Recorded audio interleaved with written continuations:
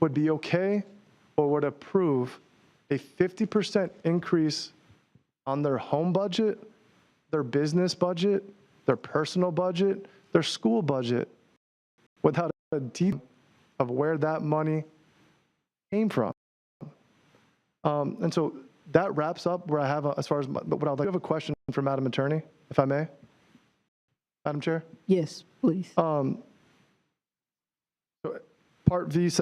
5, Section 10 of the IA agreement, have it in front of me, discusses changes of a substantial degree. It doesn't have a definition of substantial degree in the language. To me, it's kind of ambiguous. Do you mind clarifying to me what a substantial change means in respect to these projects and who is defining that term? Sure, yes, Commissioner. I think you were provided with documents by staff and myself in an email to us raising that same question. So I do have information available here, and I'd be happy to answer your question.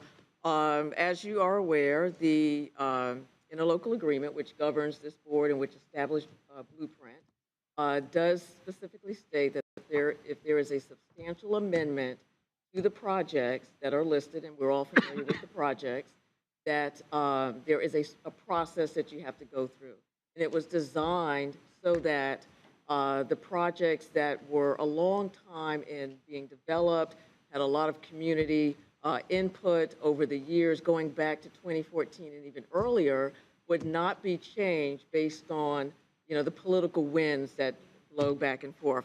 So the process is designed so that if there is a change, it has to be something that involves a process that involves 2 public hearings, the review of the TCC, the CAC, the Citizens Advisory Committee, as well as the Intergovernmental Management Committee. Will also require a 2/3 or supermajority vote of this board, which means 4 city commissioners must approve it, as well as 5 county commissioners must approve it when it does come up for a vote. So that is the process entirely. Now, within the interlocal agreement, you're correct, there is not a specific definition for substantial amendment. However, that term, that phrase, is defined within the bylaws. The bylaws were ratified and adopted by the interlocal agreement, which we're still under, which was adopted in 2015. And that specific portion of the bylaws does have a list of what is, I have to take my glasses off, sorry, of what is considered significant changes. And that includes changes in a project's scope that alter the original intent or location, addition of projects not on the original approved list, the deletion of projects, and also advancing or delaying, I can't get it out, advancing or delaying projects. So with that in mind, you have to read both together in order to understand what is meant by substantial amendment. Okay, so my follow-up question. That answers your question. Not really about substantial degree, but it's okay. I appreciate it. Sure. My next point is, so to decrease the scope potentially of this project, we need to go through a substantial amendment process with subcommittee meetings and public hearings. Is that correct? Yes, that's correct. Okay. How is it that this board can improve the funding by 50% and $40, and that only takes a simple majority and not a super majority? To me, that is a substantial amendment, and to me, that is a substantial degree. That's a 50% budget increase. So I want to know is who is making the decision of what makes a substantial degree or change?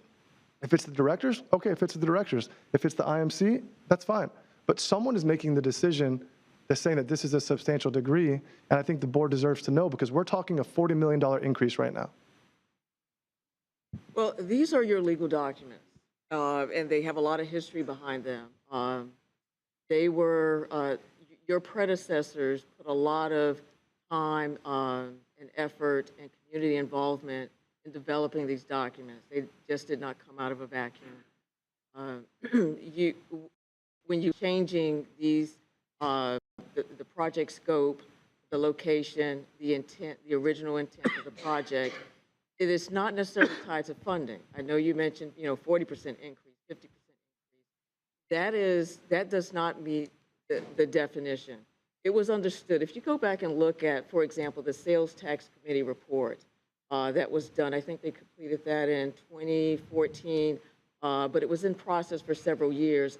They understood, when you read the comments in there and the description, they understood that these projects would increase in price, many of it in cost over the years. We're looking at 10 years ago that some of these projects were first laid out, and the community said, this is why we want this extra penny tied to our sales tax, because we see these projects as benefiting our community as a whole, willing to dedicate the support for them long term. This is a program that is set to go from 2020, when the collection for the current sales tax began, all the way to 2039. So the object was to have devotion and commitment to completing those projects. These are long-range projects for a 20-year period. And the understanding was the cost will change. They're not going to stay static. They're not going to stay in the same prediction that they were, say, in 2011 or 2014. Okay, so just so we're all clear,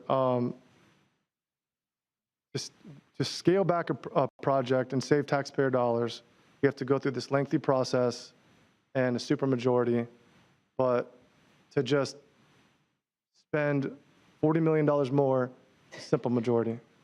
So I'm going to make a motion, and based on my understanding how other budget workshops we've had previously have gone, I'm going to move to keep the Airport Gateway project scope the same with a limit of $82 million. Second. Is there a second? Second. Commissioner Metlow. Commissioner Matlow? For discussion. Thank you, Madam Chair. A little bit of follow-up on the scope of this particular project. When we talk about the original intent and the original scope, the extra portions discussed being removed, those weren't included in the original scope. So our bylaws speak to the original scope, the original intent. While it was modified, the original scope did not include those items. Secondly, is that an interlocal agreement requirement or a bylaws requirement? Madam Attorney, yes. Well, I don't think that, years ago, the drafters of these documents envisioned back and forth. The board went from where it was in 2018, making a substantial amendment. I don't think anybody could foresee going back to the original back again. That is, unfortunate, and the documents don't specifically address that. But I think you can see that as a change. You can interpret that as a change from where we are. Is it a significant change from where we are today in terms of the project scope? So, if you were to ask me that, I would say yes, because it would be different, even though it's going back to the original. It is still a significant change. And as far as our board meetings, ultimately determining whether we think it's a substantial amendment or it actually follows the bylaws, that would be a simple majority vote of this body as the governing board. I'm sorry, can you repeat your question? As the governing board of the agency, if a simple majority of board directors say that the original scope of the project as voted on by the taxpayers is still the original scope, that would be the deciding factor, a simple majority of the board. Well, it would be inaccurate. It would be an improper motion, because that is not necessarily where the project is now. So the scope that was adopted for the Airport Gateway in 2018 by substantial amendment is where you are now. And so the discussion centers around changing where you are and back to something else entirely. Maybe what, was originally contemplated, but it is something different from where you are now. That is still a substantial change to the project scope. Okay, I disagree. I mean, we're interpreting language that's not interpreted, and as the governing board, we would be in the interpretation That would of be our an improper adopted motion. bylaws. That would be Secondly, improper. my question, Madam Attorney, would be, does it take a super majority to edit the bylaws? No, the bylaws can. Okay, so a simple, we could edit the bylaws. I mean, I think what's happening is we're looking at an antiquated system of rules. Yes, there are political headwinds. Yes, elected officials change. That's what we call democracy. That's what we see in Congress. That's what we see at all levels. I mean, we're the foundation of democracy in America is the majority. And that we start putting things into place that are forcing taxpayers to spend millions of dollars, and we haven't voted on it. Maybe there is already a super majority on this issue or others, but I just think what I see cause the most frustration amongst this table and the most hostility and the most votes is simple rules that don't make sense. When we say, how did this get on this agenda? Why do we have a level of government, the IMC, between the elected officials and our staff that's doing the work? There's a level of decision makers that aren't sitting at this table today. And as the elected body, we're not addressing them, we're not bringing into their conversation, but we know that they have input into the items we discuss. And the people we count on to develop our agendas, to bring back what we asked for, don't work for us. They don't work directly for us. Madam Attorney, you don't work directly for us. You're not hired by the board, respectfully.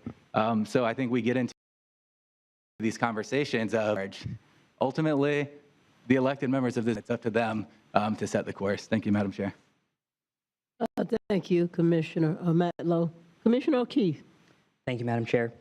I appreciate this discussion and echo the comments from both prior commissioners. So specific to FSU Gateway, it was brought up that the voters voted for these projects and what they would include, and so that's why it's so difficult to change them. And I think it's worth emphasizing that this Gateway project was not approved with FSU's work. It was approved without FSU's input. So we're not doing anything out of line. We may actually be returning to be more faithful to what the voters voted for.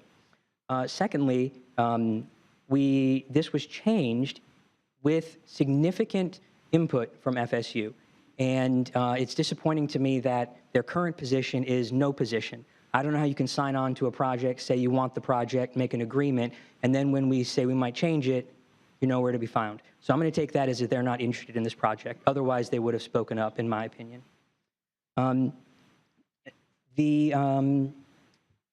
My concerns with the Gateway and specifically the FSU portions are, first, let me say that the Providence neighborhood improvements need to stay. Period, done, end of story, and I'm glad I think we all agree. And then, we talk about connecting Innovation Park, and I'm very familiar with Innovation Park. I worked in Innovation Park for FSU for 4 years, managing their buildings. Let me tell you, it would shock anyone who works there that we need this many new lanes. In fact, there is already a road that's 4 lanes into Innovation Park, Paul Dirac Drive, from Orange Avenue. It is so unused. It is where people like me learn to ride motorcycles because it's a 4-lane road that no cars drive on. But yet 1 or 2 blocks east, we're supposed to build a 4-lane road, okay? It doesn't make sense. It doesn't make sense. The other thing is, we talk about part of the argument in the documents, and it felt like an argument. It felt like, instead of information, it felt like an argument about why you can't do this. Is that we're improving multimodal and public transit to the airport. And so I would hope part of this, when we finish, would be that we can take a bus to the airport. But that's not Blueprint. It's just, that's not our purview. But hearing that we're doing multimodal to the airport, it's always been a pet peeve of mine that I don't know many cities where you can't ride a bus to the airport. traffic concerns. So you drive in Innovation Park, you drive in there, you go into Stuckey, and even if we keep the project as it is and you have these higher density roads, we're creating a new bottleneck at Roberts Avenue. That's what already is a 2-lane road that has got a dangerous corner. And if anyone who's tried to get in or out of the north part of Innovation Park on Roberts Avenue between Mabry and the train tracks at lunchtime, morning time, or the evening time, it's dangerous that is, and there's no sidewalk. And there are 2 or 3 communities with people who have disabilities who have to move up and down that non-sidewalk street. So not only does this not make sense because we don't need it, and it wasn't, the FSU parts weren't what the voters' vote cost is incredibly increased, we're moving more dangerous roadway that we don't need to just move it a little bit west to where there's already no sidewalks between where the train crossing is on and near Roberts and Stuckey. And so I want to echo something else here, because I think there are 2 things procedurally, and it is confusing procedurally. And we talk about budget approval and we talk about significant changes in scope. And I very much appreciate this. This is the right motion because we are talking about budget. If you want our approval to add this much money, we based on a majority, and that's what this vote is. And I think it makes sense that if that's what this board wishes and we vote on it in this workshop, that's the budget. My personal thought would make sense is that we can talk about scope in the meeting once we've decided we're not adding money right now. And then that's just the only thing. And I'm not going to, well, I hope we get to talk. In case we don't, I'll just say that based on conversations with and reading the public records requests that have been made that have been more helpful, and actually, no, an aside, the idea that we come up with this specific number of a lot of documents they sent out. We got to switch back and forth. 81,878,632 or 117,76736. And you're telling me there's not a spreadsheet on one of our work computers that adds up to that dollar? I can't believe it. And so with that, I will pass my comments. Well, thank you, Commissioner O'Keefe. Commissioner Proctor, can you hear me?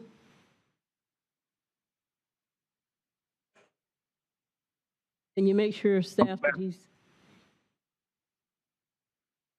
Commissioner Proctor.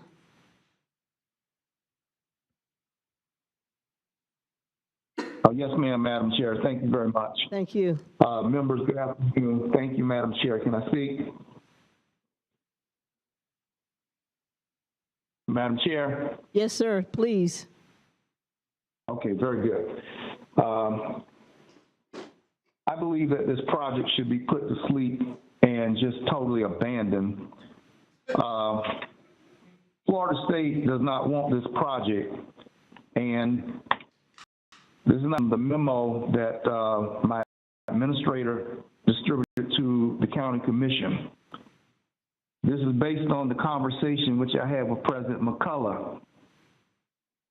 And when a president has no clear voice with $82 million, and he indicates out of his mouth that Florida State is not an elected official, but that the Blueprint Board is, and whatever they decide, he's fine. He can live with it. He'll walk with it.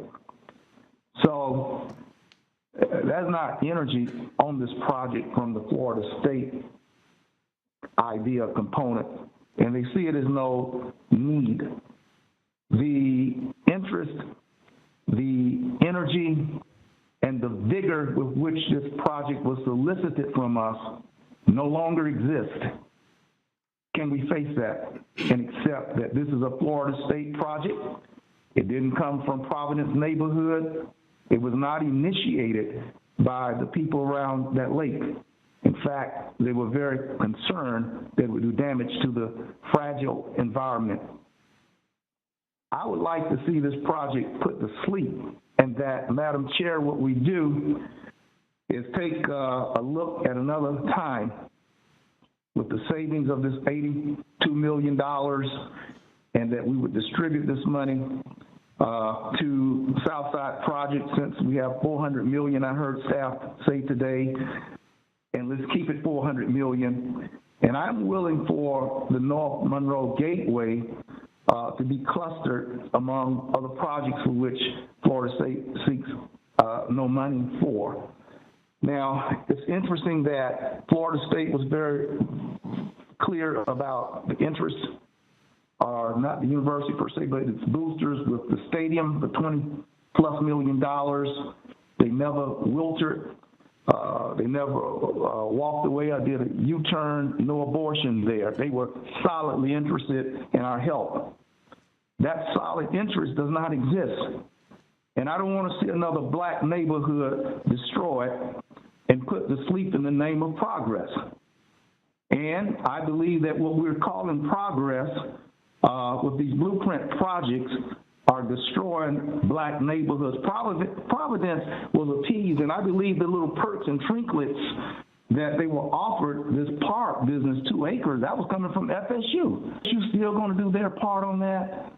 And the city of Tallahassee could modify to whatever the other needs were. But we have killed neighborhoods all along FAMU Way. We put lakes where people slept. We have done modifications on the other side of Tennessee Street, all the way to Brevard, and we're marching north. And our projects that seek to do, what's that word, enhancements, improvements, progress is killing black neighborhoods. Now, people are not going to afford another generation to live in that neighborhood.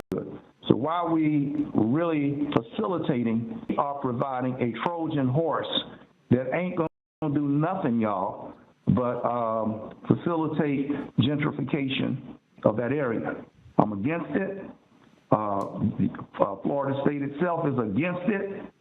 And if you ain't for it, then you's against it. And I'd like to see us take this $82 million and redistribute it and put this project on hold for now. Just have another look at another day on what to do with this money.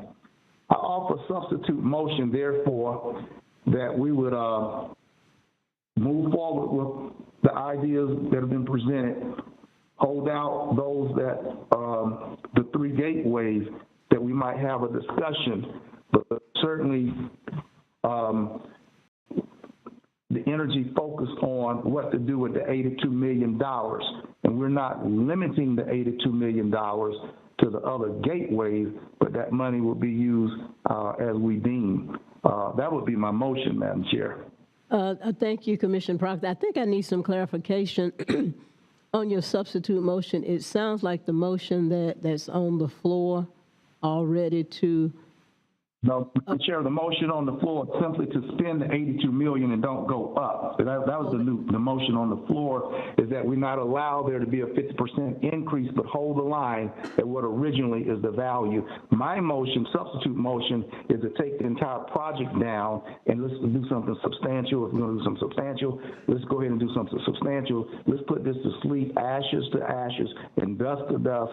Take the money, not tear up the neighborhood, the black neighborhood, not attack the environment, and let's take the money and do some good with Spring Hill Road, which was said to put bicycle path and beautification and walk. Nobody walks to the airport down Spring Hill Road. That's my motion. Okay, so Commissioner Proctor, your motion is to do away with the airport gateway project altogether. Is that what you're saying?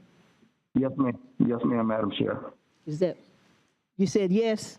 Yes. Okay, is there a second? Madam Chair, Yes. if I may, that would be an improper motion. because Okay. We just talked about the substantial amendment process in order to make those changes. If there's a motion to affect the funding, that's one thing, but you can't do away with the project. That would be an improper motion. Okay. You do have a process. Do you hear it, Commissioner Proctor? That's why I wanted clarification. Yes, well, my motion modified, Madam Chair, to the funding for that project to $2 million. Let's take $80 million and let's leave $2 million for the gateway for that. Is that improper?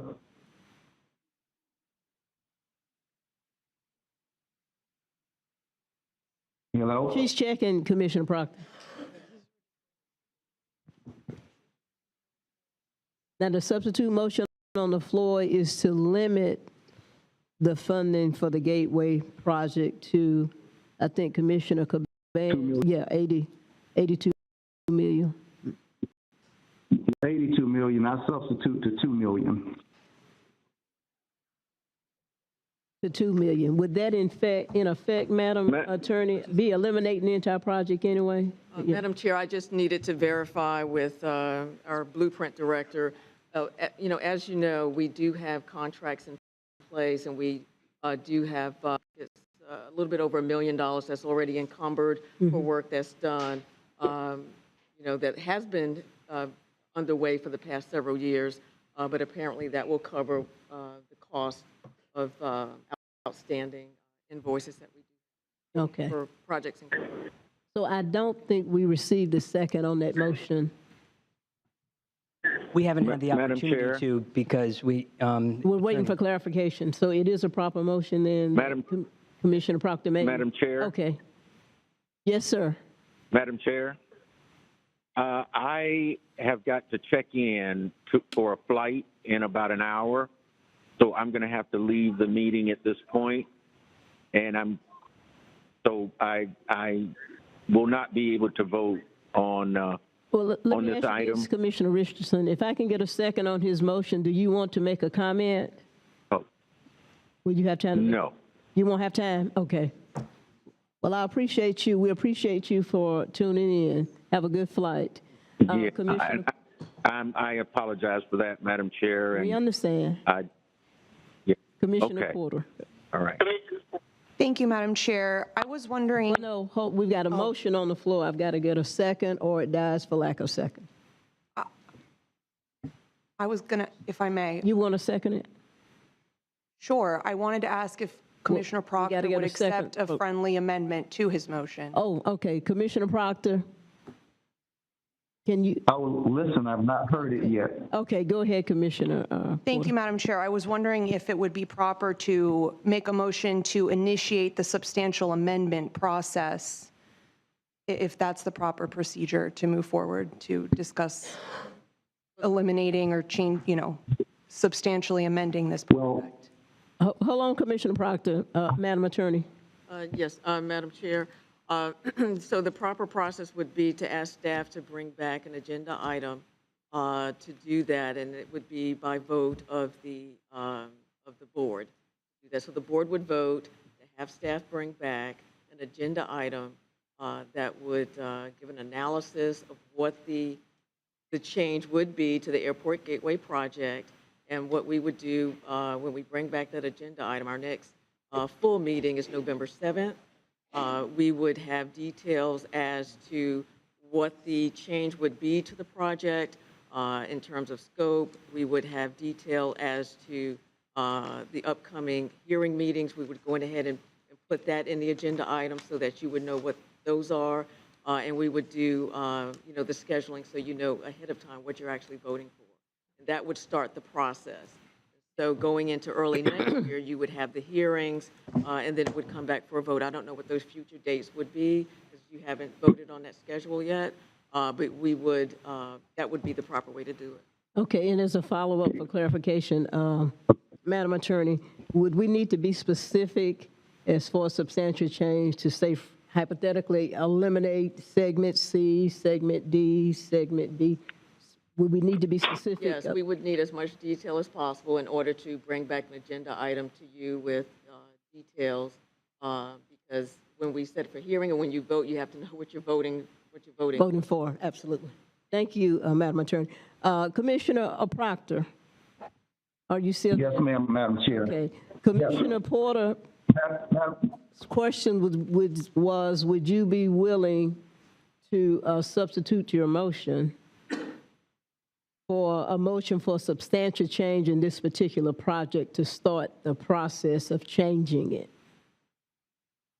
Well, let me first, point of information to understand that my motion would not be considered a substantial change, and we'd have to go through the funding to $2 million.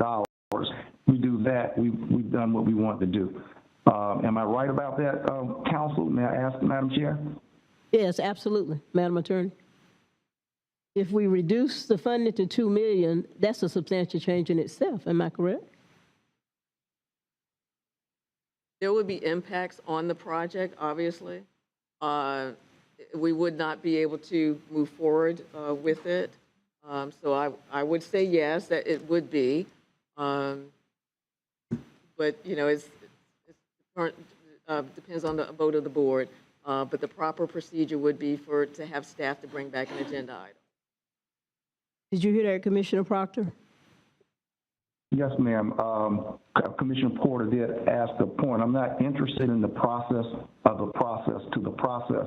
I'm interested in us taking that money and putting it on. And I think that when we bring it back, I like to see a comparison in what it takes to make Spring Hill Road whole. What makes Spring Hill Road the premier entry point to our airport coming down to Orange Avenue.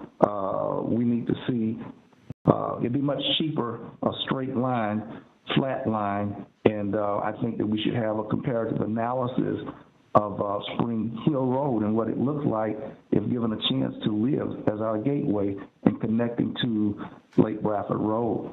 I like that added to what my thought of inside of my motion. And Commissioner Porter, I'm not giving that county, the attorney for our, who does Attorney Dawson represent? We have no lawyer, so who is Attorney Dawson represent?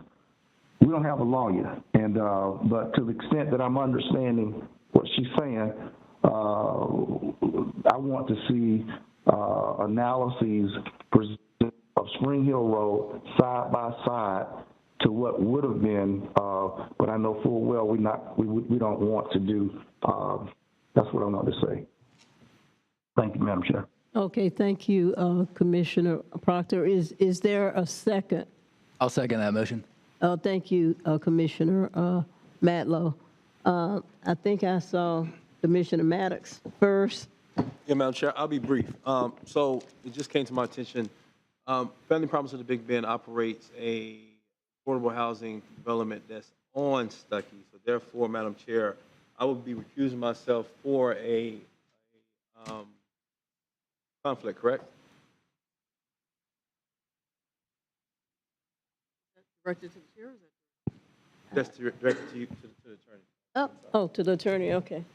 I don't think So really the way to look at it, Commissioner, is if the vote will result in some sort of special gain or loss to you or a business associate or a relative or someone who has retained you, if you believe that to be the case, then it would be proper for you to abstain from voting.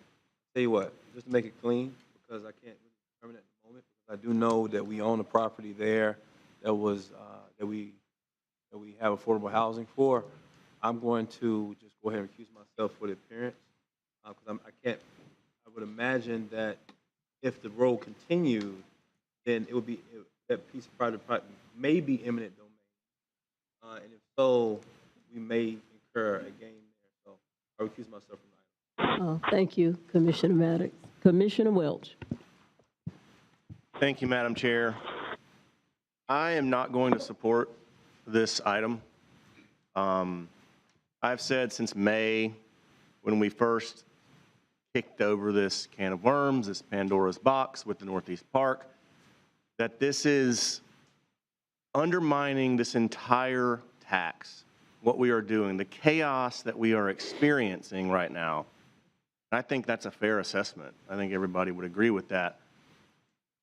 We have now totally lost the plot on what we're doing with this money. This is the product, this program is the product of years and years and years of well-intentioned, good faith planning. And when we start all of the sudden saying, oh, this is over budget, or that's over budget, or this is out of scope, or that's out of scope. We have advanced this stuff for years. Well-intentioned people have advanced this stuff for years. Everything is revenue neutral. Our staff works very hard to put together budgets and plans, short-term, long-term, long-range, short-range, to accommodate for the expected growth in the cost of these projects, for the expected increase in revenues that are going to account for and accommodate that growth in cost. And so we have gone from defunding a park in Northeast Tallahassee to now defunding a gateway project that was ostensibly created to leverage a problem that we all know exists, which is access to the airport. And then again, this is all done before my time and before many of ours time.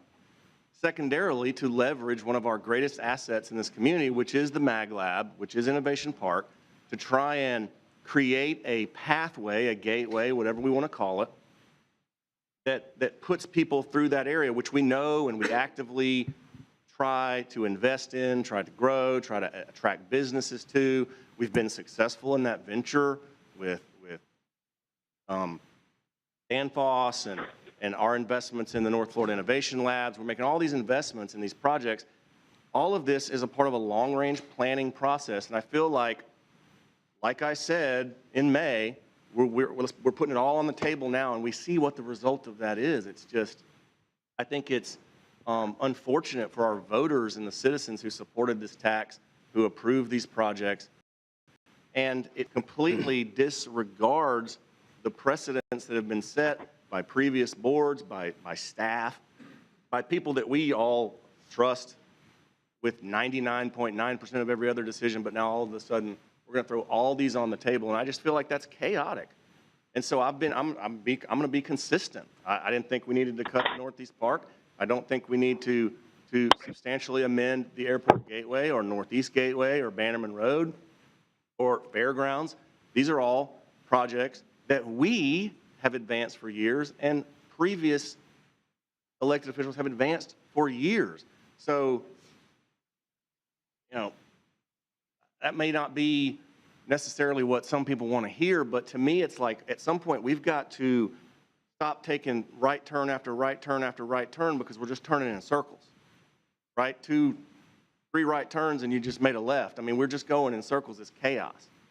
And it's all in the name of going backwards. And so I can understand pivoting and pivoting and pivoting and pivoting, but like now we have pivoted from cutting a park in this program to entirely eliminating an airport gateway where we have already spent millions of dollars. We've spent millions of dollars. We've spent gosh knows how many hours of staff time and professional time, and we don't even know what we want to do with the money. We're reallocating money, we have nowhere to put it. We're borrowing less for the Northeast Park. Now we're trying to free up what started as $32 million, and now we're freeing up $82 million or $140 million. I mean, it's just, that's where I'm at on it. I just want to be consistent. I'm going to maintain that level of consistency. Thank you, Commissioner Thank Welch. you. Appreciate that. Mayor Daley? Thank you, Madam Chair. I appreciate it. So I keep reminding myself that this is a budget workshop, that this is not final adoption. It's good, healthy to have these conversations. So I do not respectfully support the substitute motion on table because, again, that basically guts the project, and I just don't think that's appropriate to take place during the workshop. It needs to be an agenda item to discuss it. It's a project that was passed by the citizens, approved by the citizens, and that's a much deeper conversation. Now, conversation is also about reprioritizing that project. Do we want to do that now or later? But I am going to support Commissioner Caban's original motion on the table. The reason why is I agree, and it's the same argument that I made back during the first budget meeting. I mean, let us remember, folks, that the additional funds that we're discussing are simply projections. They're projections. If we have a recession in 4 years, that could wipe out the projections. And until I see the actuals, which is or the projections based on, inquiry from the private sector? What exactly are we going to spend the money on? Commissioner Caban, you're right there. Now, I will tell you that supporting your motion with a set price for the budget, because we need to pass the budget before the end of the fiscal year, going into October 1. If staff came back with actuals and said, in order to complete this, and the willing of the board to move forward, it is going to cost. Here it is, line by line by line by line. We'll, of course, take that into consideration for a budget amendment. For the purposes for right now, just looking at it, and Commissioner Welch, I agree with you. We've got a fiduciary responsibility to the citizens to be responsible. And I want to keep it at the original budget. And I'm going to keep my mind open during fiscal year 23-24. If staff comes back and says, no, we've got the hard cost, here you go, make a decision one way or the other. But again, in my mind, the substitute guts it. That flies in the face of the public referendum. I'm not prepared to do so, but I am going to support the original motion that's on the table. Thank you, Mr. Mayor. Commissioner Minor? The Airport Gateway project was approved in 2018, and after about 2.5 years of negotiations and input from citizens. 8 of us, including me, joined this board after that project was adopted, after that project scope was finalized. Only 4 of us are here, were actually participated in those deliberations in 2018. So a super majority of us didn't take part in defining the original project scope. So I believe local government works best when it seriously considers the work and effort that was done by our predecessors. I have the assumption that the folks that came before us were competent, that put a tremendous amount of work and effort, that our staff did the work back in 2018, that citizens provided input at great time and effort. And so I think we need to think very carefully about the original project scope. I don't support the substitute motion for that reason. I think to gut this project is an affront to so much of the citizen input, so much of the other stakeholders, and the work of Blueprint staff and the original board that passed this in 2018. I do support Commissioner Caban's original motion. I think that, as Mayor Daley said, we'll see how these projections start to bear fruit. I think it's worth us taking a look at what the project scope is as time goes by. Things change over 5 years, and it is worth our effort to scrutinize these things and understand what our predecessors did 5 years ago. But I can't support this substitute motion. I think we need an airport gateway. We need access. We need better access to the airport from downtown, and that access has to be aesthetically. It has to show an aesthetic improvement, because people form their impression of flying into Tallahassee for the first time and taking that drive from either Spring Hill or Lake Bradford. And so we need to have that gateway reflect who we are. Right now it doesn't. This project helps us get there in some form or fashion. And so that's my position. I'm going to vote no on the substitute motion with respect to Mr. Proctor and support the original motion on the floor. Thank you, ma'am. Thank you, Commissioner Minor. Commissioner Matlow? Thank you, Madam Chair, and thank you for all the comments. I don't necessarily disagree. I seconded Commissioner Proctor's motion because I think he's just exposing the farce of a substantial amendment process. If a simple majority can pause funding, reduce it to $2 million, a project is not going to move forward. So I think we need to just bring that up in the future and readdress it. What I did hear Commissioner Proctor say is he cared about Spring Hill Road. He cared about the black neighborhoods on the south side. Those are all the things that were talked about at the last meeting when we talked about eliminating portions and maintaining investments in Providence. So we're running around in circles, all trying to get to the same result. So I'll support this motion, and I'll support the next motion if it fails. Thank you, Madam Chair. Thank you, Commissioner Matlow. Commissioner Caban? Thank you, Madam Chair. I'm respectfully going to vote no on Commissioner Proctor's motion. I do believe we need an airport gateway, and I think that's important. But I also think we as stewards of taxpayer funds should be fiscally responsible when we're going through these projects. And I think it's important that we hold the line so staff has to do their work. And there's nothing wrong if we have a detailed line item budget, like the mayor said, coming before us, is showing, hey, the cost of concrete went up 25%, right? And we can show that. I think that's being fiscally responsible. So respectfully to Commissioner Proctor, I'm going to vote no, and I'm going to support my original motion. Okay, thank you, Commissioner Caban. Are there any other comments? Awesome. And I just want to weigh in very briefly. I appreciate all the commissioners' analysis and weighing in. I think this is an important project. I agree with Commissioner Minor that we do need an airport gateway, but I think at some point we need to just do another analysis on this project. I am concerned about some of the segments, the new road that we're proposing to build, and I understand if it was initially initiated by FSU that they've now abandoned quest of the need for it. So I think this entire project, $117.8 million profit. I think it merits us looking at it again. But for purposes of this budget workshop, I would support Commissioner Caban's motion. With all due respect, Proctor, and I'll let you speak after me. I respect your motion, but I don't suggest that project because it is an important project. Commissioner Proctor.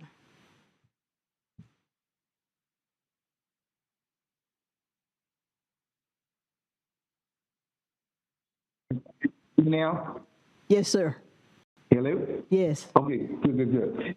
The point that Commissioner Minor made is compelling, except it's not consistent. And he speaks to commissioners the idea of a supermajority of commissioners not being at the table in 2018. But somehow we're tied to and bound to this FSU project. But the flip side of that, and the inconsistency is, Florida State has had one administrative change. We started under the man that went to the University of Pennsylvania. Then we had Thrasher, and then we got McCullough. FSU itself is not committed in remaining consistent, Commissioner Minor, to their own project. Consistencies or inconsistencies too. We're talking about one specific project. Why do we have to be so consistent, even though we were not there? But then the man who succeeded there before at FSU, they're not consistent to their same project. So when you get this kind of wiggling around and folk who were for it and then abandoned it and have walked away, I don't feel the same, and but for, using the but for test, but for that element on this specific project, I don't think that we have to remain as consistent and committed. And I think I heard counsel use the word devotion at some point today. I don't think we have to have the same devotion. They don't. And we're going to be paying for something. And to me, I would just hope, Madam Chair, this body should not have to be known as the body that destroyed another black neighborhood. And as few neighborhoods we can destroy, I think we ought to be mindful in doing so. And we have that chance, and we can bow out respectfully. And I don't know what in the world is wrong with Spring Hill Road. It's one street over from the house that I grew up in on North Ridge Road. And maybe it's not, for a lot of reasons. I mean, it has the sewer treatment plant, but every time I fly into Tallahassee, I fly dead over that. If we've not changed that gateway into how you land a plane, it certainly is not the most likely thing to welcome to Tallahassee, flying over the sewer treatment plant. So if you don't want to come down Spring Hill Road because it ain't good enough, or because it's surrounded by poor black people, let's just say that. Just say that. But it's a flat line. It's already built. Everybody leaves the football game going that way to go home. We're talking about sociology here. And then we're flip-flopping that around as if we can't move. And Welch is talking about procedure, and Caban is talking about saving money. What we're talking about is that, what we're really talking about sociology at Spring Hill Road is not good enough. And that's what we're saying, and we don't want to improve value. Everybody know that when you put a road, the value of everything on it can go up, can improve. And you have an opportunity to improve existing sites and add value on a road that we're refusing to do. We don't need no beautification. What's a beautification? We're going to spend $12 million to beautify and all like that, and still ain't nobody going to walk down Spring Hill Road with no suitcase going to no airport. This is amazing. Thank you, Madam Chair. Thank you, Commissioner Proctor. No other comments. May we have a roll call vote on the substitute motion? I believe the Commissioner Proctor's motion was to reduce the funding to $2 million, and I believe Commissioner Porter second, correct? Matlow. Commissioner Matlow second. Okay, may we have a roll call vote, please? Mayor Daley, No, ma'am. Commissioner Matlow, Aye. Commissioner Porter, Aye. Commissioner Williams Cox, No. Commissioner Caban, No. Commissioner Cummings, No. Commissioner Minor, No. Commissioner O'Keefe, No. Commissioner Proctor, Aye. and Commissioner Welch. No. Thank you, Madam Clerk. Fails. It failed. Now I would like to do a roll call motion, a roll call on the initial motion by Commissioner Caban to reduce the funding. I want to make. I'm sorry, before we do that. Now that the previous motion has failed, I wanted to speak on Commissioner Caban's motion. Commissioner Minor broke it down as to who was here, who was not here. How many of us participated in those community meetings? It was a big fight. Neighbors came, we followed them all around town for these meetings. It's been well documented. Neighbors did not want this segment of road coming into their neighborhoods. Where were all of us then? How many of us have even talked to those neighbors to see what they want now? As you should. Are any of those people, are any of those neighbors representing those neighborhoods in here today? Probably not. They're probably at work. Okay, Mr. People, many of them are at work. I think we need to remember that we are here because they sent us to represent them. And we need to take this seriously. And going backwards and forward and around and aside and all, that's not why they sent us here to do this. The airport gateway is more than the road going into FSU, going into the Innovation Park. It's more than that. How many of you gone through that section of the road when it's flooding? Many of us have. There is improvement that is needed there. There is improvement, not beautification, that is needed on Spring Hill Road. We can do it all if we have the will to listen to the people who sent us here to do it and not carry our own agendas to get political favor or whatever. I know why I'm here. I hope each of us know why we're here. And that we do the best we can so that, Commissioner Minor, when the folks who replace us come and look at what we did, they will respect what we did and not see the need to zigzag our way around something because we got new people at the table. I also want to say to our staff, you are a professional. You do everything we ask you to do. And if you don't understand, you ask us for more clarification. So I want to make sure you know that I appreciate, and I think everyone around this table does, but sometimes it's hard to, having been staff, I sit here and I think about what I went through after I did what I thought I was told to do, and then I get there and it wasn't considered to be up to par. You guys worked really hard. You've done this for years before some of us got here. Already in planning and wherever else you were. Susan, you know, you and I came from a state agency. And Autumn and Keith, you all are bar none professionals, and you do the job well. And I don't want to do your jobs. So I want you to keep doing it. And that's why every time I get a chance, I tell you how I believe you're doing a great job. No one comes here to want to not be transparent. No one comes here to want to sit here and be abused. And I'm not saying anyone's doing that. I'm just saying we just need to be very careful that we treat others like we want to be treated. And remember who sent us here. I believe that it all can be done. But we've got to honor agreements. We've got to honor contracts. We've got to honor the fact that we've spent money already that we can't recoup. So keep that in mind. Taxpayers expect us to be accountable to even that money that has already been spent. And even though now we're looking like we're about to change course or we're about to do something different, we still have to give an account for what we have already spent and promises made. Providence sent us a letter and reminded the things that they had been promised. Nobody around this table can deliver that to them because we didn't make those promises to them. Do we recall who made those promises? Do we recall? Because you weren't in those meetings. FSU made those promises. Those were the agreements that were being made. So I expect whatever we do, the Providence neighborhood better get what they've asked for.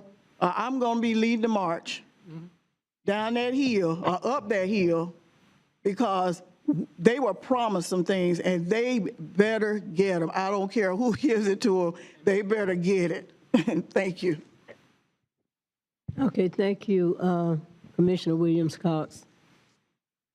Madam Clerk, may we have a roll call motion on, roll call vote on Commissioner Caban's initial motion. Mayor Daley? Yes. Commissioner Matlow? Aye. Commissioner Porter? Aye. Commissioner Williams-Cox? Yes. Commissioner Caban? Yes. Commissioner Cummings? Yes. Commissioner Minor? Yes. Commissioner O'Keefe? Yes. Commissioner Proctor?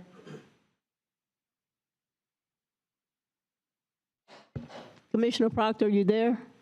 He's on mute, giving him an opportunity. He's not there? He's on mute. No, Madam Chair. Thank you. Commissioner Welch? No.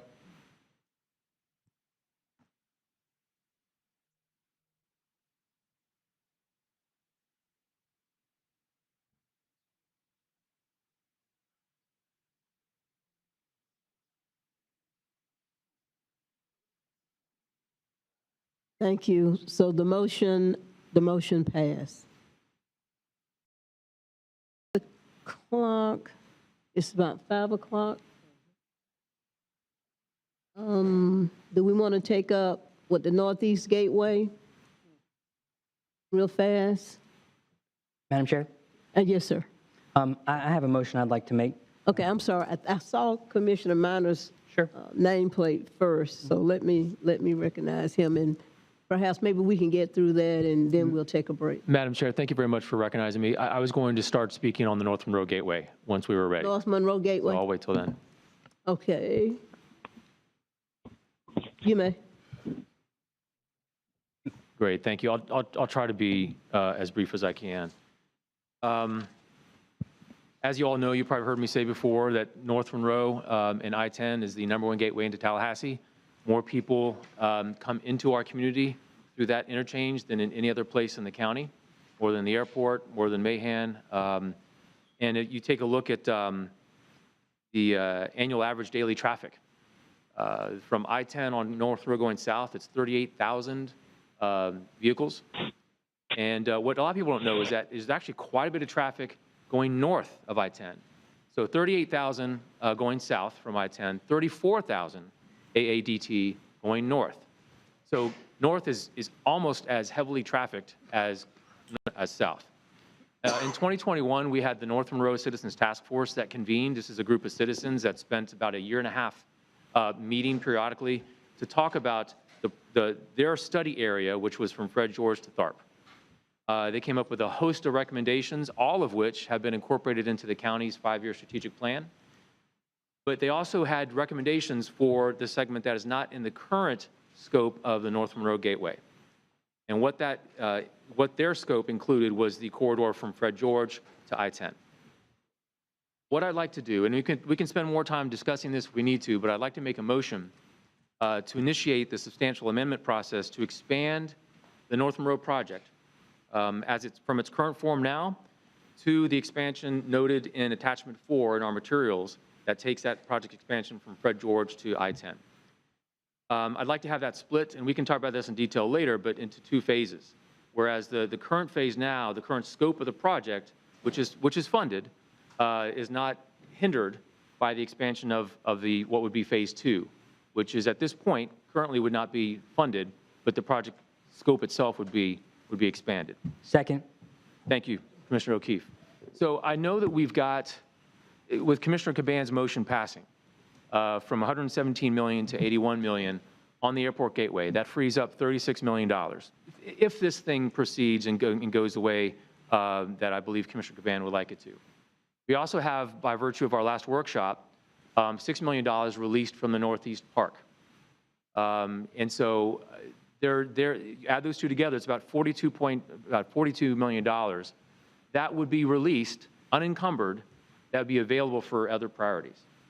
And when I talked about before about how we've had 8 new people since 2018, and we should strongly consider our predecessors' work, I don't mean we're committed to the predecessors' work, but we need to really think hard about all the work that's taken place before us. And so, but I think if things proceed in the way that they may in terms of Commissioner Caban and his motion for the project, there will be money available for some of our other priorities. I think the $15 million described in attachment 4 of our materials is money well spent to expand North Monroe. Because as I said, people form an impression about this community by what they see when they first arrive. And more people arrive through that interchange than any other point. So that's my motion. It's been seconded. I hope you'll, I'll speak later if there's any further discussion. But thank you, Madam Chair. Thank you, Commissioner Minor. Commissioner Maddox. Thank you, Madam Chair. So, do we have enough money in our budget to cover all the projects that we have? And then what projects have we cut out the budget so far? Madam Chair, I'm at staff. Absolutely.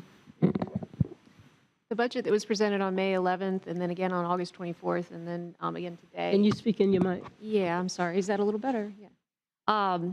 All of the projects are fully funded by 2040 in the budget that was presented before you. As I remember, there were certain projects that we moved on from. I think, where are we with, it could have been an infrastructure project, or was an economic development project? We're talking about the animal shelter project. I think at some point we might have cut some funding out of that. Is that true? Which project? The animal shelter project? Right. The animal shelter project was originally out past 2035, funded fully. And then in order to advance it into the 5-year plan and put it into the bond that we issued in 2022, it was reduced in funding down to, I think, $3.8 million. So I think while we're freeing up money, I think we also should be very, very concerned about the projects that we may have altered because we didn't think we were going to have money, and maybe put those in the hopper to be considered first. I don't know how many there are, but I do know that there's been some projects that's come before this board that we've changed and altered, even Tharp Street, that we've changed and altered because of the finances that we were looking at, and we thought maybe those dollars would be spent other places. So as far as the extension, Commissioner Minor, I get where you're going with that, and that there's no dollars right now that would be allocated towards the extension. You just want the extension there. But I think that eventually you like some dollars to be there, even if we approve the extension. I'm okay with approving the extension piece of it, but I think what we have to be careful of, and somebody said it earlier, when we put the infrastructure sales tax before our voters, they voted on projects that they assumed that were going to be built at a certain scope. And as we begin to, I think Commissioner Welch said it, as we begin to change and take out and move and all that good stuff, I just want to make sure that those folks get what they, get the majority, if not all, I would like for them to get all, of what they thought they were getting when they took that vote. I'm not sure, I can't remember, it's been a while, but I don't think we made as many changes, if any, to the previous sales tax. Anybody got historical knowledge? Yeah, the previous sales tax, the projects all moved forward for Blueprint 2000. It was mainly the Cascades Trail. Cascades Segment 4 needed to be put forward into Blueprint 2020 from a timing perspective, but the funding still comes from 2000. The only change was moving the Mahan Drive project from a Tier 2 and reprioritizing it to a Tier 1 bucket. And that was when the state was making the improvements to Mahan, and we were able to do the above and beyond using the Blueprint funds, like the wide multi-use trail and things like that. You said that's the only one? That one went through the substantial amendment process. That's the only one that I can recall. Did that change, so did it change the scope of the project? Did it change what the project was going to look like? No, that was part of the what falls into that kind of prioritization category. The interlocal agreement had 2 buckets, Tier 1 and Tier 2, and Mahan was moved up into Tier 1. So what I'm getting at here is that in effect, we're going to see what happens with the airport gateway. When we look at the Northeast Park, I don't know, I think there was a scope issue there, but we got where we are at 12, and we're going to look at different things to add there. But ultimately, they're going to get a nice park there. How many other things are we going to look at? Either taking off, putting on, and then extending that wasn't on the original referenda that we put before voters and said, we're going to give you this. Because every time we do that, when we come back in 2040, I believe it is, they're going to wonder, am I voting on what I'm going to get, or am I voting on what I think I'm going to get? And then if it's a commissioner or a district or another person who thinks it's a better idea, they're going to change what I'm going to get, and I may not get it at all. So I just think we got to be very careful as we go down this road to make sure that even if let's say with the Gateway project, the thing that I see in there is if we just go, I think Commissioner Cox said it, Madam Pro Tem said it. There was promises made to the Providence neighborhood about a park that FSU made. If we take that piece away, then they no longer get their park. So then did they get what they thought they were going to get when they voted? It's just, there's so many things that we have to consider here besides the fact of, well, we can make the decision to do such. Every decision we make is affecting what's going to be able to happen in 2040 when half of us, if not all of us, may not be here. We got to be fair to that commission in creating a sense of integrity that will allow this sales tax to be passed again. Just like the commissioners before did for us from 2000 to 2020. People voted for it because it was so easy to vote for that sales tax because they knew what they got in 2020, which was every single thing that they wanted on that agenda was built. And the things that weren't built was first in line for the next sales tax. So I'm okay with the extension. I want to make sure, and we also want to make sure, that the majority of the projects that we said were going to be built, when folks voted for it, are built, and they look the way that we told them that it would look. Thank you, ma'am. Okay, thank you, Commissioner Maddox. Commissioner Caban. I'm sorry, O'Keefe. Thank you, Madam Chair.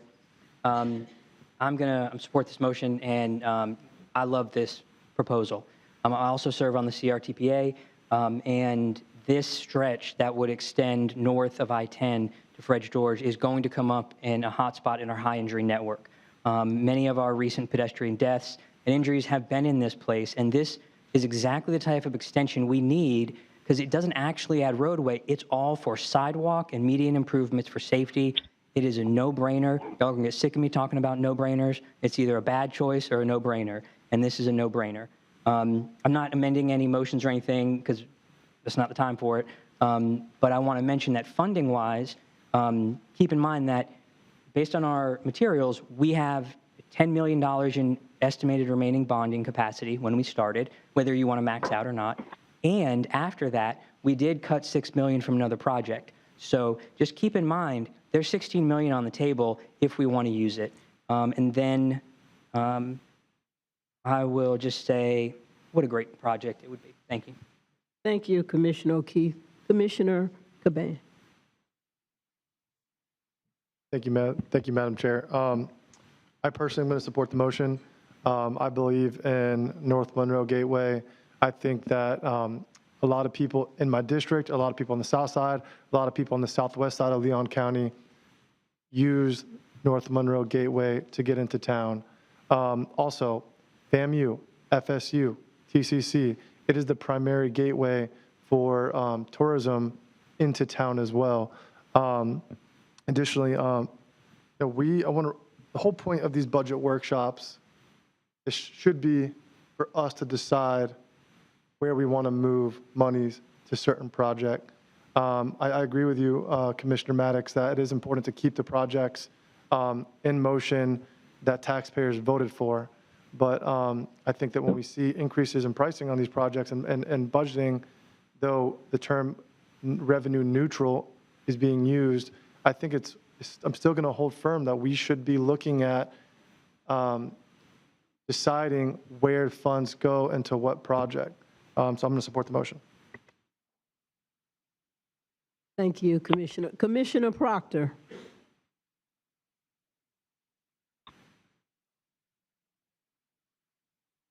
Yes.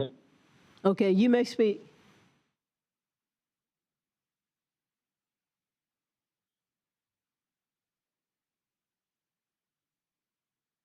Commissioner Proctor.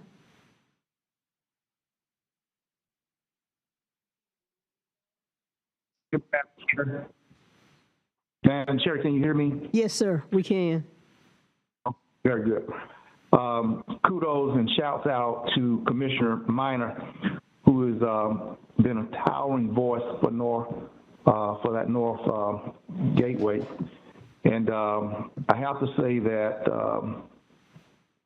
his voice, he comes in and grabs the baton from the previous commissioner, Mayor Daley, who has been very energetic about North Monroe years prior. And to see that Commissioner Minor has not abandoned or been, they're elected and indifferent to the previous effort, I can respect that. And I support the changes, the data, the numbers, all speak to a need for improving.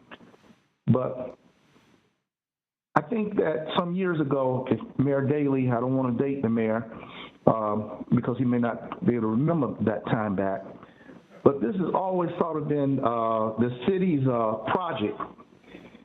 And somehow along the years, it got slid into and fudged over into as a blueprint project when we had typically years ago talked about it as a priority of the city of Tallahassee and improvement on Monroe.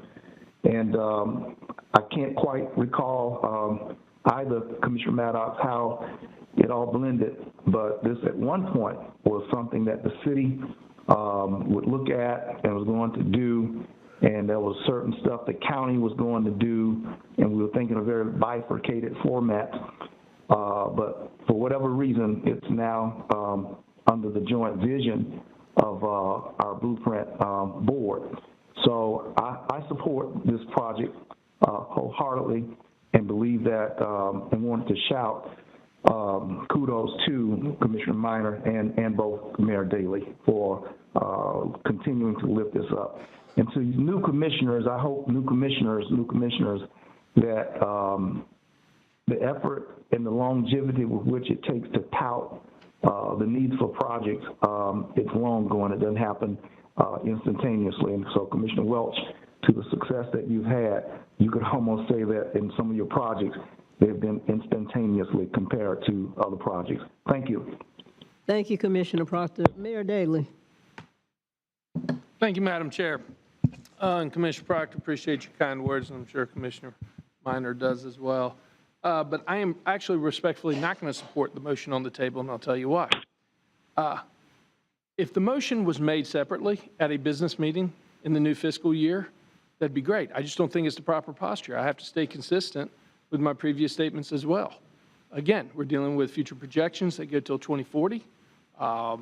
We don't know if we'll actually have the money or not. I actually don't even know what I would be voting on to approve from Fred George all the way down to I-10. Is it beautification? Is it stormwater? Is it widening roads? Is it more traffic signalization? I still have, and I got it, yeah. But I'm still have a lot of questions to ask. So would I be in a position to support it? I'd probably say 99%. Just not right now. During a budget workshop, my focus is on the approved budget for fiscal year 23-24, not the future projections. And so I'm going to respectfully not support the motion. If the original motion was on the table for the original budget as proposed, I would be there. But to include in the motion instigating a massive amendment to the project, I think deserves more conversation in a separate agenda item that's not included in a budget workshop. It looks like you got your votes anyway, Commissioner. I think you understand where I'm coming from. Thank you, Madam Chair. Thank you, Mr. Mayor. Commissioner Williams-Cox. And then Thank you, Madam Chair. I just wanted to just remind us that this is funny money. We don't have this money. Right. We are talking about what could possibly happen if this happened or that happens.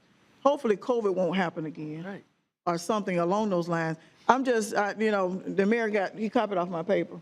I'm just not ready to, I'm good with doing the extension, but putting money on it right now is concerning to me because it's money I don't have. We get in trouble all the time spending money that we don't have yet and not seeing where it's going to come from. I don't have a problem with, loaning somebody some money and they're going to give it back to me so then I can project when I get my money back, I'm going to be able to spend it. But right now, I just don't know that we know where it's coming from yet. And I don't want us to get in here like a food fight. There's money on the table, grab. I don't want us to be acting like that. I want us to very methodically get an analysis of, this is how much we have, this is how much is projected that we could have. These are some of the things that are on our wish list of things that we'd like to do, and to see if we can do it. We need to reallocate some money to help some of the other projects that we had to pinch from. I'm good with that. Absolutely, because, on the south side, we're going to challenge y'all on the north side about where people coming from, because we got people coming in through the south as well. Because, you can go around 319 and come in, and you can come from Quincy, from the west, and you can come from Monticello from the, 90. 90 was here before 10 was, so let's keep that in mind. So right now you're number one, maybe. But we've got to make sure that as we build this community and we look at this community, we've got to be real about what we're working with. How much money do we really have and how do we go about allocating it? And it is a projection, and it is, Director Maddox said, in 2040, I know I won't be sitting at this table. I plan to be at a table, but not this table. And I want to make sure that when it's time to vote for this again, I can say, yeah, I played a role in making sure we got these projects done. And you can count on this group that's there now to get these projects done going forward. So vote for it again. So I just want to remind us, we don't have this money. We don't know when we're going to get this money. So let's spend it like we don't have it. And be very cautious and careful as we proceed. Thank you, Commissioner Williams-Cox. Commissioner Minor, and then if you want to just sort of look at your motion in light of the comments so we can Sure. move it forward. I agree with what a lot has been, of what has been said. And Commissioner Maddox, I put my name tag up after you spoke, because I agree with just about everything that you said too. Here's how I think the process will go. If it turns out that the airport gateway, what Commissioner Caban is advocating for comes to pass, there will be money that will be unencumbered.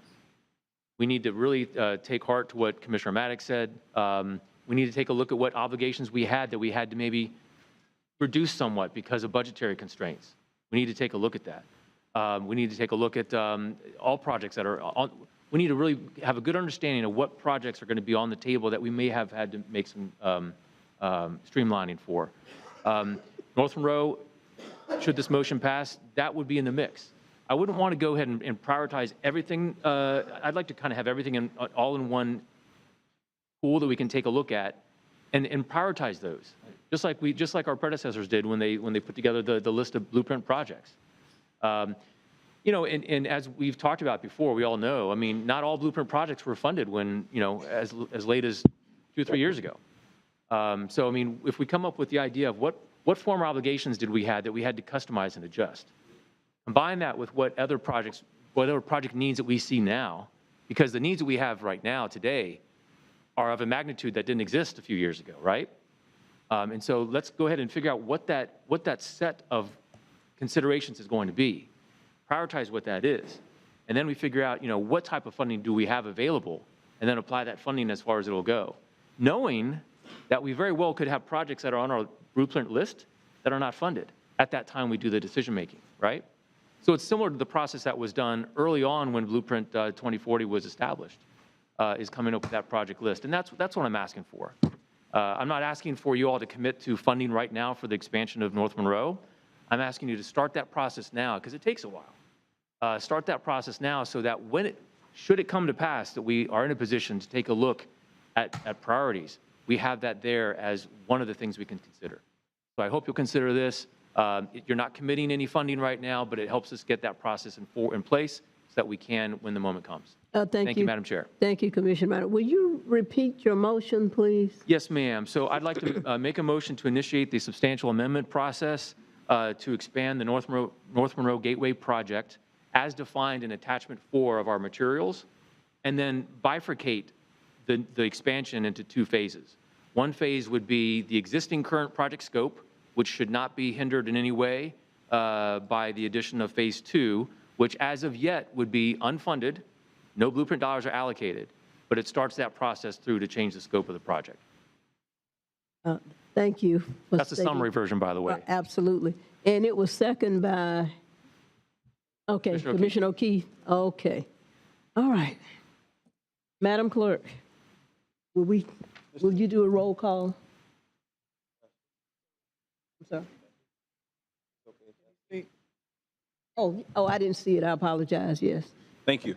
So I wanted to speak again because after I spoke and then listening to the mayor, I said I would support the motion, but I can't. But what I can support is, when I'm looking at it, I'm thinking to myself, we do have 40 million. But what I would like to see is kind of what you talked about. I think the motion kind of puts the cart before the horse. So if we could have something looking at, okay, we got 42 million. These are the places that we could put that. I don't want to approve a substantial amendment that opens up a door for something that's unfunded. And so if we could maybe have an agenda item to come back to look at funds that were opened up, where they could go, and then after that point, I know, hey, there is 10 million there, whatever, to look at putting that towards it. Because I love the idea, and I will support it. I just want to, if I'm going to support it, I want to support it for you, Commissioner Minor, and actually put some funding to it. Because I don't think you're again, I said before, I don't think you're asking for this with the idea that there's never going to be any funding put towards it. So I want to see a pot of money go with it. When we see that pot of money that can go, even if there's an increase in revenues or something like that, when we see that happen, then I'll be right where you need me to be. Or even if let's say we allocate 16 million, there's 20 million left. I can be right there with the substantial amendment there too. Thank you, Madam Chair. Okay, thank you, Commissioner Minor. And let me Madam just Chair, ask just real a quick on question. point. Hold on one second. If adding just subject to funding or available funding, would that cure the issue raised by Commissioner Maddox to move on with the motion? When we bring back the substantial amendment agenda item for you, we would include any funding considerations. We wouldn't want to present just a kind of an open-ended substantial amendment for you to consider. We'd want you to know how much it cost and where it would come from. Okay. So Would you be satisfied, Commissioner Maddox, if his motion just says subject to available funding to be brought back by staff? I'll tell you what, I could be satisfied if you include in there that we bring back any monies that are available to be reviewed, to look at how we may be able to implement those dollars in previous unfunded projects, and then also consider what you're saying. Simultaneously? Yes, I would do that. Yeah, sure. I can support that. Okay, and it was second by, you're okay with that? Can you repeat what it will be now? Sure. So Okay, that hold on. long summary motion. Commissioner, Oh, sorry, hold Madam on Chair. 1 second, hold on 1 second. I've got Commissioner Proctor, he's been in queue. So Commissioner Proctor.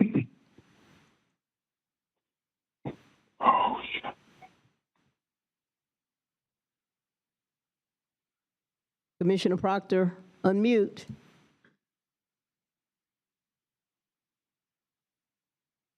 Madam Chair? Yes, sir. Very good. I'm listening very intently, and I think that to Commissioner Maddox's comment, I'm just a little thrown off, Commissioner Maddox, because frankly, everything that we do in budgeting, we ain't got no money for it in government.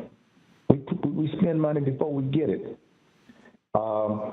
And truthfully, with these projects, Commissioner Richardson has recognized, not talking because he's off the line, but he has been a part of the initial penny, and we put, I think this is the third penny. No, 89 was a penny. 2001 was a penny. We had another penny, and this is about the fourth penny. The point is, if you don't make tier 1 project list, all of it is a promise that ain't going to be kept. Look at the tiered response. And what I think Commissioner Minor is trying to do is somehow to project this thing to be up in the tier 1 project list, because we got stuff on that list that we promised. I mean, it's sort of like I don't want to say it's bait and switch, but if you put everybody's name and all the voters voted for it because they saw something in their geographic region that they were getting some, everybody voted for it. But then we have a secondary process. After everybody then voted for it, we come back and set up a tier system. All right, folks, it ain't but so much money. Some of y'all gonna have to sleep down in the graveyard. The rest of us gonna sleep up in the hotel. These are the projects that are gonna make the first tier list. So this whole effort to bait and switch the public, if you ain't on the tier 1, you've just done exactly what Commissioner Maddox said we don't want to do, and that is to put people out there and we ain't got no money to pay for it. But the whole list is exactly that promise to me. That's what we do every year in our budget at the county. We just hope that the taxpayers are going to pay their money, and we just hope that there's going to be blah, blah, blah. So it's kind of like faith, Hebrews 11, the substance of things hoped for, the evidence not seen. So I will vote to support this, not being on tier 2 and 3, but putting this effort up as a tier 1 and getting some money behind it. And whatever that takes for this project to be viable, it needs some money. Otherwise, Commissioner Minor, what you're talking about is only that talk. Thank you. Thank you, Commissioner Proctor. Commissioner O'Keefe. Thank you. To clear things up, I am seconding the substitute motion just so we can move on that. And that being said, I'm not going to make any more motions for the sake of moving. But I just want to point out that I think we are confusing two processes. And if we do not, as a board, be very specific about what we want staff to do, we're going to keep coming back and keep coming back. And so not making any motions, I just want to point out the substantial amendment process starts a process where there's hearings and meetings about what will change. It does not bring funding. It does not budget. It does not say we're funding it. And that is a process that staff has been very clear we have to do to change scopes of projects. Separately, when we have projects that are as amended and through any processes, then we fund or don't fund later on. And so for the sake of breathing tonight and hitting my bed at some point, I won't make changes, but I do think it's helpful to clarify process. Thank you, Commissioner O'Keefe. Commissioner Minor. Thank you, Madam Chair. I'll be very quick. Just to clarify, I think everyone understands, but just to be doubly sure. So my motion is not to approve a substantial amendment. It's a motion to initiate that process. We will have multiple times to take a look at the agenda item, talk about it, discuss it, deliberate it, decide if it's something we want to do.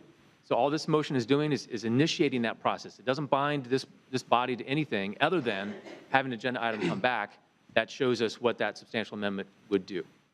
And then just to clarify, Madam Chair, to clarify Commissioner O'Keefe's question before, I believe what Commissioner Maddox was concerned about was having that North Monroe Gateway project funding opportunity come before some of the other obligations we might have had in the past.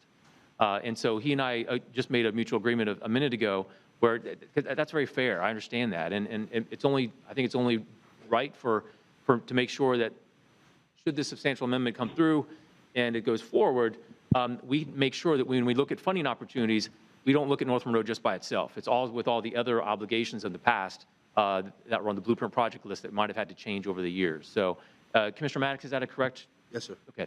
So does that answer your question? Sorry. Madam Chair, I think that answers Commissioner O'Keefe's question. Okay, thank you.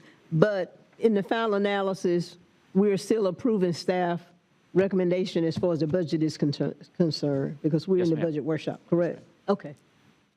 All right, no more comments.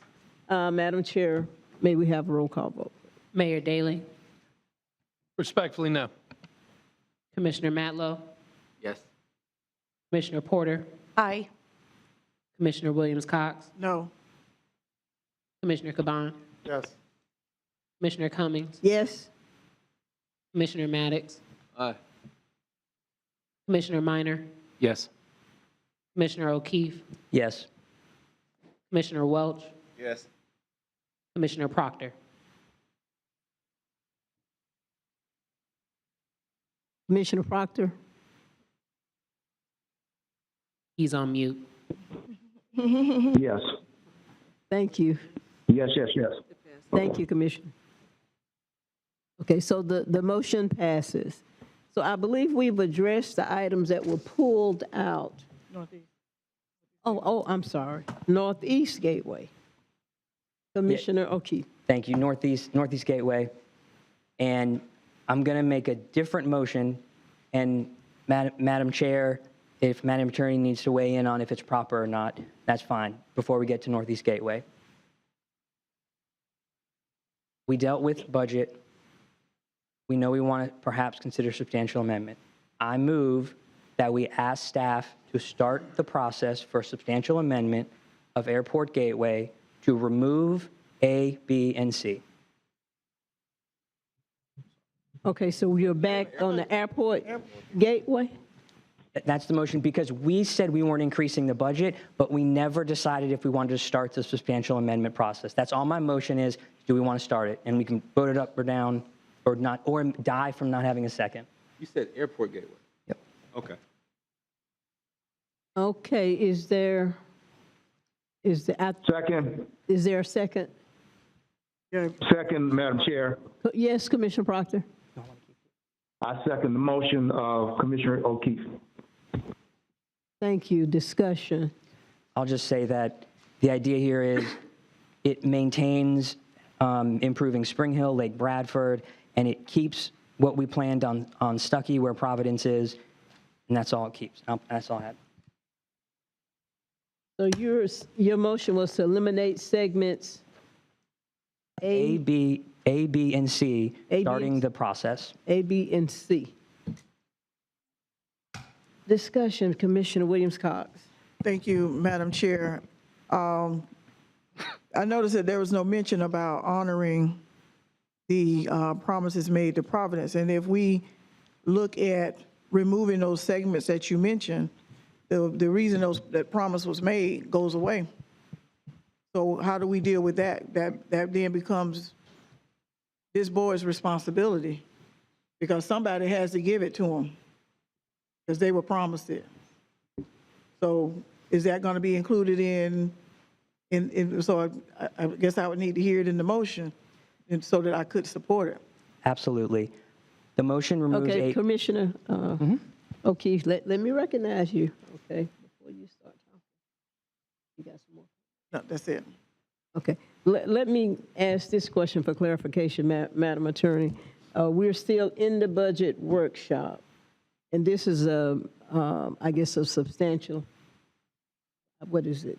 A What I motion to understand- amend. I'm sorry, Madam Chair, but what I understand from Commissioner O'Keefe is that similar to the motion made by Commissioner Minor that just passed was that he wants staff to bring back an agenda item. That's the motion, to bring back an agenda item to look at starting the substantial amendment process as to the airport gateway, removing segments A, B, and C. Okay, awesome. And I think that clarifies it for me. Okay, Commissioner O'Keefe. Thank you. To clarify, my motion is to start the amendment process to remove A, B, and C. And to the question of Providence, based on my conversations with the Providence Neighborhood Association president, I am leaving in Section D as is so that there's no question. What we plan for D, where Providence is, stays the same. That is what we are keeping. That's not being removed. Thank you, Commissioner. Commissioner Caban. For the sake of brevity, I'd like to make a call to question. I'm sorry, I didn't understand you. For the sake of brevity, I'd like to make a call to question. Second. I didn't recognize you to second it, Ms. Commissioner. Commissioner Maddox. Thank you, Madam Chair. Just as before, I'll accuse myself from the vote for the same reason as I stated before. Family Promise of Big Bend, because my employer owns a property. Thank you. Thank you. Any other comments? Commissioner Minor, then we'll go to a vote. Thank you, Madam Chair. I'll support the motion based on the same argument I made for the North Monroe Gateway substantial amendment. Thank you, Madam Chair. Thank you. May we have a roll call, Madam Clerk? Please take the motion. Commissioner O'Keefe has moved for an agenda. I'm sorry. I'm sorry. He asked for Procedurally. clarification to repeat the motion. Okay, but there was a call of the question, right? There was no second. Oh, there was no second? Okay. It died for lack of a second? Commissioner O'Keefe seconded. I didn't recognize you to second it. Okay. I asked you to recognize me. I recognize you to speak or to second or make a motion. So right now, we're on the original motion. They asked for clarification. Commissioner O'Keefe has moved for an agenda item to come back from staff, removing segments A, B, and C from the airport gateway. And he said he specifically did not exclude D because that would address Calla neighborhood and Providence neighborhood and promises that were made to them. So does that clarify the motion? Yes, ma'am. Thank you, and it was second.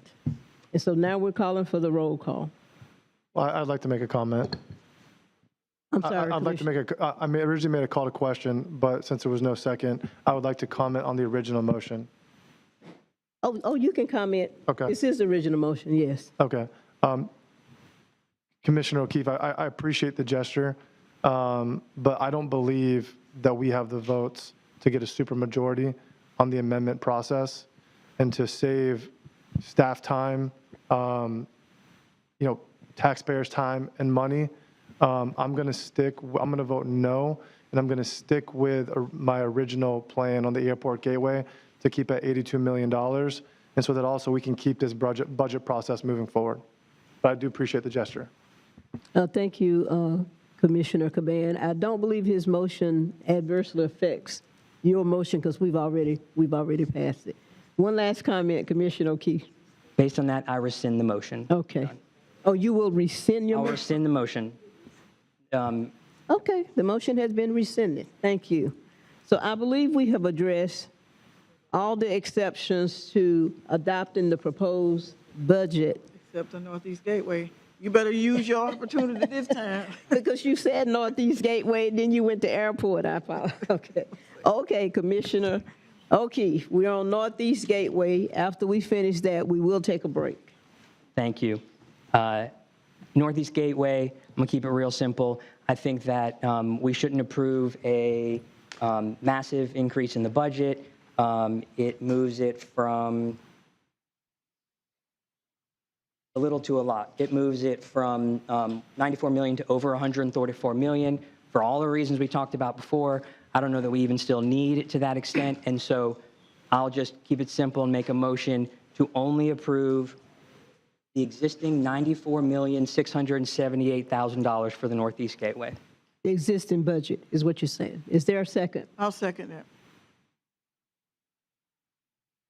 Thank you. Madam Clerk, would you call for a vote, please? Mayor Daley. I'm sorry. You didn't have your name up, Commissioner Welch. Do you want to comment on that? Yes, ma'am, please. Yes, sir, Commissioner Welch. Obviously, that happened kind of quick. I apologize. Obviously, I'm not going to support that motion. I would urge you not to as well. We have substantial traffic issues on North Centerville Road around Roberts Elementary School and Montford Middle School that this road is going to address. I think there are all kinds of unanswered questions and implications that go along with this motion, specifically for staff to determine how it impacts the first phase, which we have already tonight voted to fund, if I'm not mistaken. You have now the second phase, which is where the traffic mitigation that this road will provide is at. And so if we now cut whatever, $50 million out of the Northeast Gateway, now we're just going to, once again, be inserting chaos into a project that has been approved by voters that is meant to solve significant traffic problems on a north-south artery in District 4 that is limited with Centerville Road and Mississippi Road. And so I think this is hasty and ill-advised, and we'll certainly be not supporting this motion. Thank you, Commissioner Welch. Commissioner Williams-Cox. Madam Chair, if I could ask staff, the budgeted amount is the 94, right? The budget has a total cost estimate of 134. That includes prior year allocations, that includes design, construction, engineering, inspection, as well as construction. Okay, I just remember very painstakingly in this room around 11 o'clock one night, maybe several nights, that we carved out what was going to happen on the Northeast Gateway. What I don't want to do is to relitigate that. Right. So that's why I'm trying to find out where did we land on that, and let's stay there, because what we just did with Airport Gateway, we just said we're going to hold it to 82 million. So where was the hold? Where were we holding for the Northeast Gateway? I guess it's the question that I'm asking, because we needed what we did for the Airport Gateway, we need to do for the Northeast Gateway. Okay, so the Northeast Gateway is much further along comparatively than the Airport Gateway. Right. So the Northeast Gateway, for example, Phase 1 and Phase 1A, which is everything south of the I-10 and the I-10 bridge, are already at 100% design. Okay. So our cost estimate for those segments is very robust, and we have a lot of confidence that that cost estimate is going to come in at the bid price. Phase 2 is at the 60% design mark, and we're beginning to develop those more robust cost estimates for Phase 2. Phase 2 includes the road, everything north of I-10. So the cost estimate that we have for this project is $134 million. And last year, the cost estimate was at $94 million, and that cost estimate increase absolutely reflects the increases in construction prices that we've seen. There is no doubt in my mind that the Blueprint projects are reflective of those inflationary pressures. We know this based on Department of Transportation bids that have come in for roadway construction projects. Roadway construction projects that have come in for the city and the county, as well as construction projects that have come in for bid for Blueprint. So we have a high degree of confidence in all of our cost estimates for our projects, and the Northeast Gateway is absolutely no exception. Madam Chair, so where we are is where we agreed we would be, It's just costing more, is what we're saying. Yes. Because the main reason I second the motion, Autumn, was I don't want to relitigate, I don't want to redo total Apple Cart Northeast Gateway. I want us to leave that alone. So what do we need to do to leave it alone?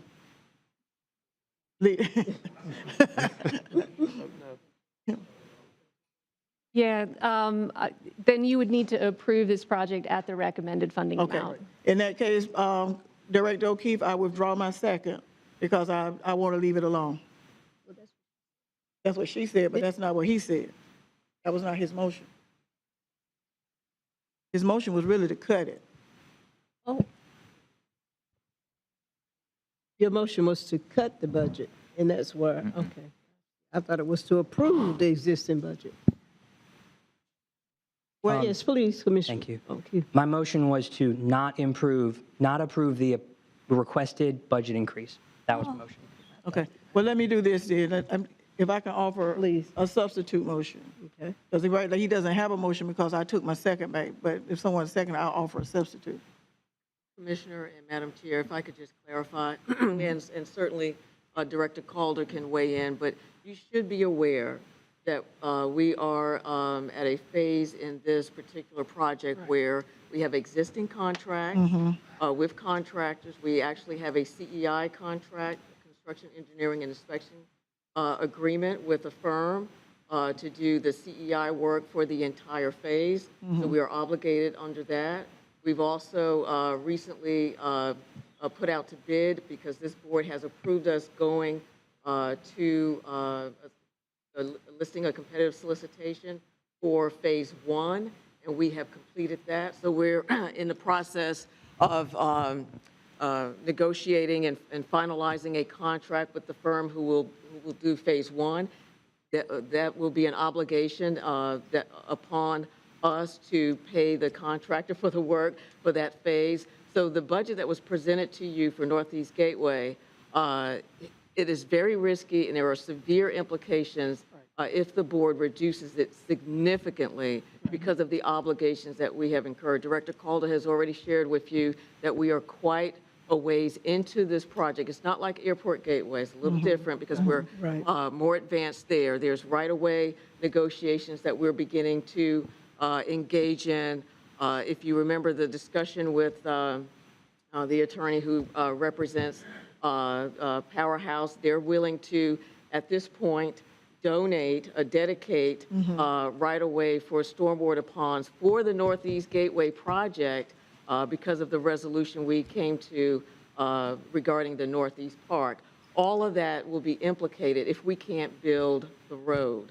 So I want you to be aware of the obligations that are out there contractually and legally, not to mention the agreements that Powerhouse has with the city, the development agreements that go back almost 20 years regarding their dedication of right-of-way for the I-10 intersection. We have agreements that we're working on now with FDOT to use their right-of-way to work with them for the bridge that will go over the roadway. So there are huge implications to this, and I just want to make sure that the directors are aware of what it means when you cut into this particular project. Thank you. Thank you, Madam Chair. Okay. Thank you, Madam Attorney and Commissioner Williams-Cox, for that clarification and for telling us the ramifications of not accepting the proposed budget from staff. Commissioner Caban.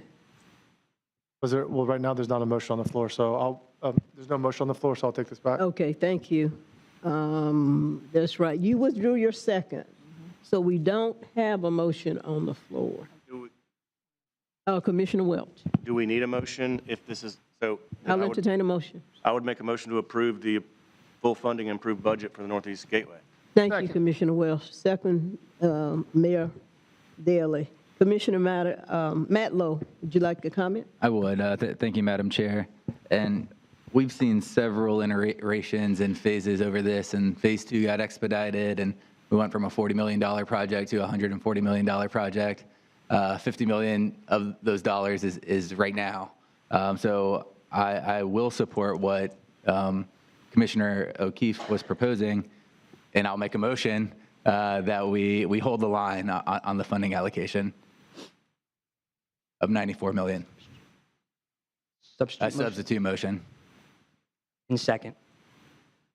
And then just to elaborate on that, we're talking about the budgetary implications of this project, but we don't need to fully fund this project right now. If in the future we look at $94 million and we say if there's not enough landscaping cuts we can't make, or if there's not different spots where we can change the lane widths or sidewalk widths, if we can't find savings, we can come back and we could line by line look at what's causing the increases. But we don't have that right now. We don't have anything in front of us to give a far enough explanation of what we have. And secondly, I think this is a great opportunity to look for leveraging opportunities. Who else is interested in seeing this roadway built? You know, what other outside agencies can contribute funding? Because, I mean, we do that on other projects. We've asked some of our most important gateway projects to look for outside funding, whether that be CRTPA, DOT, other people interested in roadways. And I think this project dictates we do the same thing. And then as far in I-10 interchange, that's not even down the line yet. That hasn't even been brought up to FDOT. It's at the very bottom of a priority list. I mean, you're looking 30, 40 years from now that might be considered after a long list of projects. And then we'd have to justify it as well. We have to go through a justification study that an I-10 interchange will even exist there. So it's a long way out. It's a future conversation to have, but we shouldn't dictate current policy based on what may or may not be allowed 30, 40 years from now. Thank you, Madam Chair. Thank you, Commissioner Matlow. Commissioner Caban. Thank you, Madam Chair. I respectfully, Commissioner Matlow, and Commissioner O'Keefe, I respectfully disagree when comparing this project to the airport gateway. Right. I think the reason my issues with the airport gateway are completely different. This project has a budget with detailed line items, has bids from contractors, and we are about to start construction. Whereas the airport gateway was in its infancy, staff couldn't show any detailed line items. And overall, I don't think it's fair to compare apples to oranges in this particular situation. Also, the Northeast Gateway is going to provide one of our most valuable resources over the next 10 to 30 years, and that's housing. We talk about affordable housing over and over and over again, but we can't just rely on government subsidies to provide affordable housing and more housing in our community. So Commissioner Matlow, I'm going to respectfully vote no on your motion, and will support Commissioner Welch's original motion. Thank you, Commissioner Caban. Our last comment, Mayor Daley. Yeah, no, I 100% agree with Commissioner Welch and legal and Commissioner Caban on this. I mean, this project is different. And actually, this is how it should be done, right? So we go out, we bid it out, we see what the costs are, come back. In this case, the costs have increased. They have shown where it's increased. But folks, we're at 100% design phase, phase one, 60% phase two. Contracts have been signed. If we vote for the substitute motion, we are opening ourselves up for litigation. And we have hashed this over for years and years and years. I encourage you to not support the substitute motion and vote for the original motion on the table. Thank you, Mr. Mayor. I appreciate it. One last comment from Commissioner Proctor. He's not online. He's not on? Okay. Madam Clerk, will we conduct the roll call vote on the substitute motion for $92 million dedicated to the Northeast Gateway? Mayor Daley. No. Commissioner Matlow. Yes. Commissioner Porter. Aye. Commissioner Williams-Cox. No. Commissioner Caban. No. Commissioner Cummings. No. Commissioner Maddox. Commissioner Minor. No. Commissioner O'Keefe. Yes. Commissioner Welch. No. It failed. The motion failed. Now we'll go to the original motion to approve the recommended budget of $134 million. Madam Clerk, if you'll do a roll call vote. Mayor Daley. Yes. Commissioner Matlow. Nay. Commissioner Porter. Nay. Commissioner Williams Cox, Yes. Commissioner Caban, Yes. Commissioner Cummings, Yes. Commissioner Maddox, Commissioner Minor, Yes. Commissioner O'Keefe, No. Commissioner Welch. Yes. And I apologize, is Commissioner Proctor's not on? Okay.